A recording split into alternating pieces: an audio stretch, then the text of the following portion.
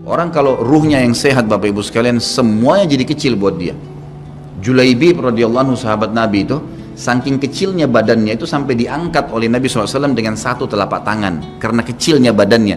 Tapi di perang ya Uhud dia bisa membunuh 7 orang kafir. Tidak ada hubungannya dengan kecil badannya, tapi ruhnya kuat, besar. Waktu Nabi SAW balik dari perang Uhud dan terkalahkan oleh orang-orang kafir Quraisy dengan hikmah Allah Subhanahu wa taala, semua sahabat waktu itu mati syahid 70 orang di Uhud, sisa 630 orang bersama Nabi SAW, semuanya terluka, dan minimal luka sahabat waktu itu minimal 7 luka, sabetan pedang, hantaman tombak, sobekan, pokoknya luka semua sahabat. Sampai ada sahabat sudah nggak bisa jalan karena kakinya sobek, punggungnya sobek, dinaikin di kuda, tiba di rumah tinggal dibaringin. Lihat bagaimana para sahabat mengetahui bagaimana hubungannya dengan Allah Subhanahu wa taala dengan ilmu yang sudah tertanam yang Nabi SAW tanamkan dalam hati mereka, bisa mengubah segala sesuatu. Subhanallah, tiba pulang menjelang maghrib ke kota Madinah, istirahatlah para sahabat ini, mereka lagi obatin obat luka mereka. Nabi SAW dapat wahyu menyuruh Nabi SAW dan para sahabat keluar mengejar Quraisy. Quraisy ini jumlahnya waktu itu ya 1.000 orang, maaf 3.000 orang pasukan Quraisy, yang terbunuh cuma sekian belas saja mereka. Dan mereka sudah merasa bangga dan pulang ke kota Madinah, pulang meninggalkan Madinah, karena Uhud itu dekat Madinah. Kemudian mereka bangga dengan itu. Keesokan paginya habis sholat subuh kata Nabi SAW, wahai sahabat-sahabatku, Allah Azza wa Jalla memerintahkan kita untuk mengejar Quraisy. Maka pulanglah masing-masing kalian di suku kalian, lalu motivasi siapapun yang ikut kemarin di Uhud, semua mau sakit, mau enggak, mau luka, mau enggak, tapi ini luka semua nih, minimal punya 7 luka ya. Kita kadang-kadang mungkin kuku kita kecabut aja sudah susah ke masjid, ini sabetan pedang, sobek, rusak semua tubuh mereka. Dikatakan dalam riwayat sampai para sahabat ada yang tidak bisa ngomong karena sudah kesakitan yang luar biasa. Kata Nabi SAW, semua yang ikut di Uhud kemarin keluar lagi. 630 orang semua harus keluar. Bagaimana caranya? Pokoknya ngumpul keluar, perintah Allah. Coba bayangin, kita kadang-kadang habis olahraga saja capek, diajak keluar sama istri atau diajak keluar sama suami, kita sudah nggak mau keluar. Capek biasa olahraga, atau mungkin penat, capek duduk di kantor mau istirahat. Ini habis perang, badannya disabet-sabet, diajak berperang lagi nih. Apa yang terjadi teman-teman sekalian? Pulanglah pimpinan-pimpinan suku sahabat ini, dimulai dengan Sa'ad bin Mu'adz radhiyallahu anhu, sahabat Nabi yang mulia, luar biasa ini. Orang ini pada saat meninggal kata Nabi SAW, goncang arsy-Nya Allah dengan meninggalnya Sa'ad. Saat pulang ke kaumnya lalu berkata, wahai kaumku, sesungguhnya Nabi SAW menyuruh kalian untuk kembali menyerang Quraisy.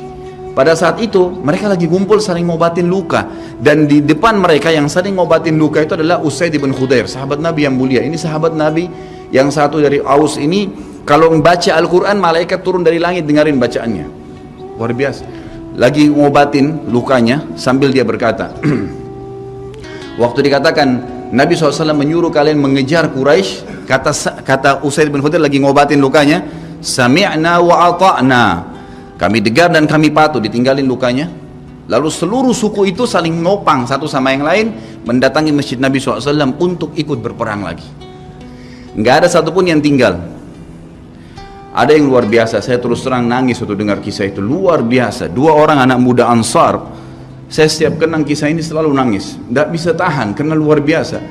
Anak 2 orang ini belasan tahun umurnya, dan dua-duanya nggak bisa jalan Bapak Ibu sekalian, nggak bisa jalan, luar biasa. Sudah sobek kakinya, sobek punggungnya, bahkan dikatakan di bagian leher ada irisan, di bagian lehernya ada irisan, gitu kan. Kesakitan. 2 ini diturunkan dari kuda, ditidurkan, adik kakak nih. Tapi saya tidak ingat, namanya tidak disebutkan dalam kisah, tapi ini kisah luar biasa. Dan kemarin kebetulan Imam Masjid Haram atau saya lagi umroh nyebutin kisah itu juga. Hampir satu masjid orang menangis mendengarkan kisahnya. Dia mengatakan, waktu sampai ke telinga adik kakak ini umurnya belasan tahun ya, di bawah 20 tahun. Kalau Nabi SAW memanggil seluruh yang hadir di Uhud untuk kembali berperang. Ini mereka nggak bisa jalan nih. Si kakak bilang sama adiknya, kita nggak bisa tinggal di sini nih. Rasulullah SAW sudah memanggil kita untuk menjawab panggilan Allah. Kata adiknya, bagaimana caranya kita merangkak? Bagaimana caranya kita ke sana? Nggak ada yang bisa nopang. Ini berdua lagi sakit. Mereka cuma tinggal sama ibunya. Lalu berkata si kakak, sekali saya seret kamu, sekali kamu seret saya. Mereka saling seret satu sama yang lain, Bapak Ibu sekalian, sampai di hadapan masjid Nabi SAW. Lihat bagaimana iman mereka kepada Allah Subhanahu Wa Taala, luar biasa. Dan ini tidak bisa kecuali kalau dipaksakan. Kalau tidak dipaksakan nggak bisa. Semoga Allah SWT jadikan kita orang yang selalu memaksakan diri untuk ibadah. Karena kalau tidak, kita nggak paksakan, kita akan mati dalam keadaan konyol dan menyesal, karena tingkatan-tingkatan di surga akan hilang. Percuma. Baik, saya bacakan pasal kedua. Adab terhadap Allah Subhanahu Wa Taala. Seorang muslim hendaknya melihat segala sesuatu yang telah diberikan Allah kepadanya dengan tiada terhingga, yakni berupa kenikmatan yang tak terhitung. Terlindungnya dia pada saat menempel di dalam rahim ibunya, ketika berupa nutfah atau air mani, menentukan perjalanan hidupnya hingga hari bertemu dengan Rabbnya Allah Azza wa Jal. Hendaknya ia bersyukur kepada Allah atas nikmat itu dengan lisannya, yakni memuji dan menyanjung Allah secara semestinya. Juga bersyukur kepada Allah dengan anggota badan, dengan cara menggunakannya di dalam ketaatan kepada Allah Subhanahu Wa Taala. Karena mengingkari nikmat, tidak mengakui kelebihan yang diberikan Allah, mengingkarinya beserta kebaikannya, bukanlah termasuk adab kepada Allah. Sebagaimana Allah berfirman dalam surah An-Nahl ayat 53, A'udzubillahi minasyaitonirrajim. Wa ma bikum min ni'matin faminallah. Dan apa saja nikmat yang ada padamu, maka itu dari Allah datangnya. Dalam surah An-Nahl ayat 18 Allah berfirman, A'udzubillahi minasyaitonirrajim, wa in ta'uddu ni'matallahi la tuhsuha. Dan jika kalian menghitung-hitung nikmat Allah, maka kalian tidak akan mampu untuk menghitungnya. Begitu banyak nikmatnya Allah, Bapak Ibu sekalian. Kita berbuat maksiat, pelanggaran-pelanggaran, tapi Allah masih bisa memberikan kita oksigen gratis, cahaya masih bisa ditangkap oleh mata kita, telinga kita masih bisa menangkap suara sehingga mengetahui apa yang diinginkan oleh kita. Setelah bertahun-tahun berbuat dosa, dengan taubat kepada Allah, Allah bisa ampuni. Itu luar biasa. Nikmat Allah tidak bisa terhitung. Rugilah orang-orang yang tidak menyembah Allah Subhanahu Wa Taala.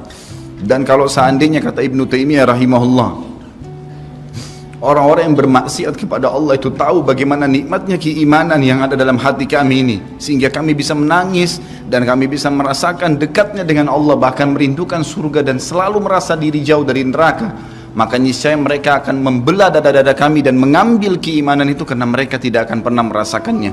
Keimanan akan membuat makanan sederhana menjadi mewah, tidur di tempat yang biasa akan menjadi nyaman, bahkan cobaan seberat apapun menjadi kecil buat kita, karena keimanan kepada Allah Subhanahu Wa Taala. Dan itu sebuah nikmat, itu hanya bisa dirasakan kalau kita betul-betul memaksakan diri beribadah kepada Allah Subhanahu Wa Taala.